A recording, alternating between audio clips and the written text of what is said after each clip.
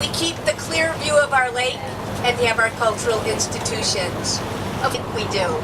Yes, this is where we get our drinking water. If you take a look out on the lake, you will see a structure out there. It looks like a boat. It's a crib. We have 5 cribs, 3 are in use. They sit over the water intake pipes.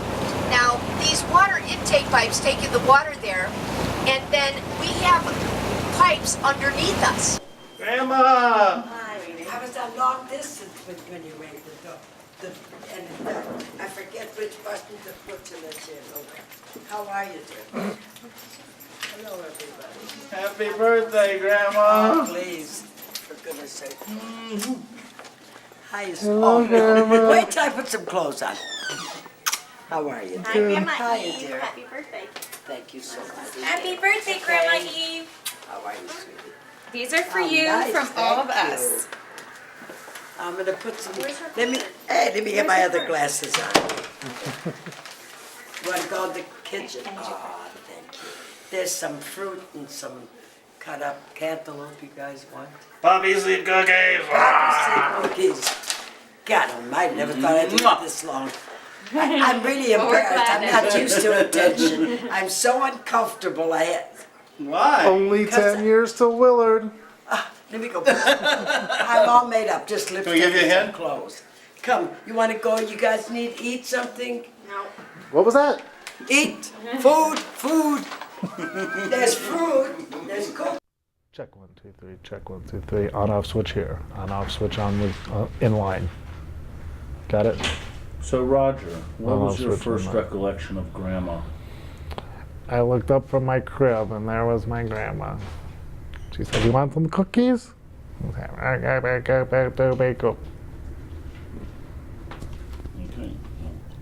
You relaxed? Yeah, Yeah? as relaxed as I'll ever be. I'm never relaxed, I always do something. I'm a mover. Are you a mover and a shaker? Yep, I always gotta do something, I can't sit still. I hear you. That's how I am. I must get it from you. Oh, I hate doing nothing. Cool. I hate doing nothing. You're not gonna. So, now what? Let's start at the beginning. Tell me your name and where you're from. You're kidding. Start from the start. Introduce yourself to me. Okay, I'm Eve Jacobson, born 7/10/11 in Russia.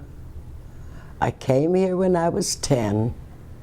I was very happy to leave Russia because at that time the Tsar was killed, so Russia was really in turmoil.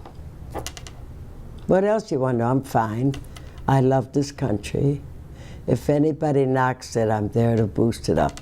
No other place in the world. This place is a haven. It is, it still is. With all its faults, it's the best in the world. Wonderful. I was lucky to get here. You know, I was in Russia 7 years without my father. He came here when I was 3. I didn't come here till I was 10. And we came to a one-horse town called Rolfe, Iowa. I think we tried to find it, didn't we, Roger? Yes, we did. We couldn't find it, it's too small. We were the only Jewish people, and they were wonderful to me. When I remember saying, I broke my stocking. They tried so hard not to laugh and said, say torn. They were wonderful. But when I came here, I was among my own people. They all spoke. It must have been pretty exciting to be such a young girl and thrust into this action, getting out of a country. It was terrifying, our country. I was even afraid of the streetcar. They had streetcars then. And they wore uniforms. I was terrified of the streetcar conductors. A uniform meant Russian Cossacks. So you misunderstood? I was afraid of a police. I was afraid of a policeman till I was almost 50 years old. That sounds very stupid. But I was terrified of a uniform.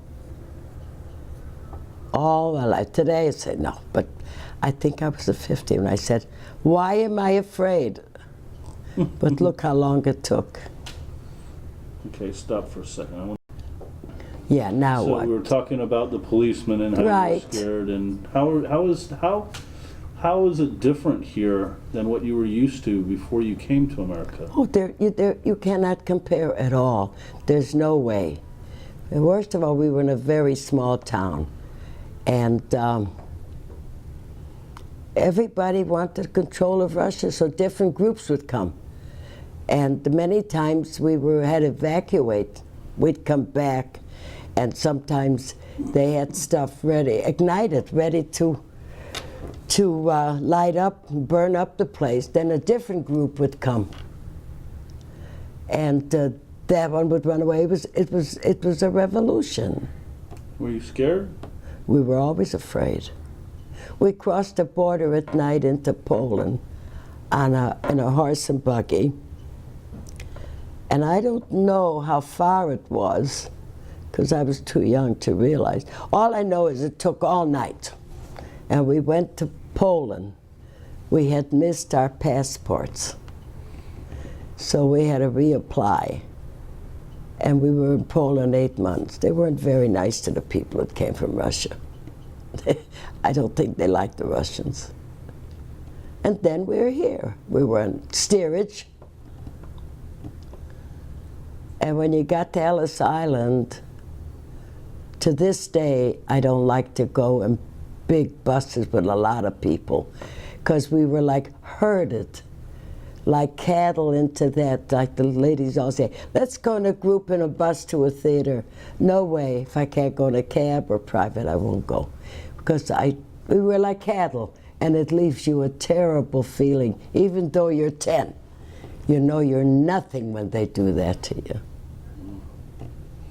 You had mentioned one time you had talked about the movie Dr. Zhivago. That's that. Actually, Fiddler on the Roof is where I come, a town. If you saw Fiddler on the Roof, that's the town I lived in. You saw the Russians coming and terrorizing, that's what happened exactly. And Fiddler on the Roof is what happened in that country at my period when I lived there. After they killed the Tsar, everybody wanted control. It was terrifying, but you grow, and the strong always survive. Mm-hmm. And so we came here, and it's wonderful. What else do you want me to talk about? Well, you've always been strong. Yes. Do you Been think you lucky. get it from your experience coming to America? No, I think just good genes. I really do. I think mentally you have to say what was.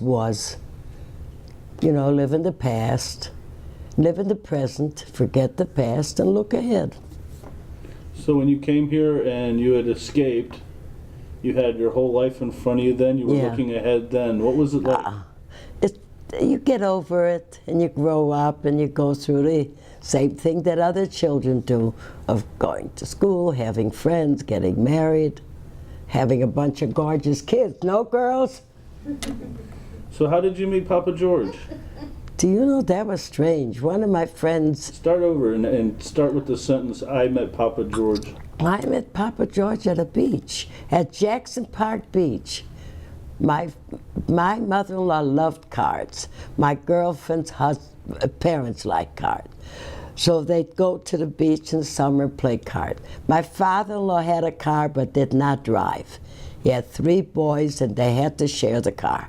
And they had to give a Sunday to drive their parents to meet their friends at the beach and play cards. Mm-hmm. It was his turn.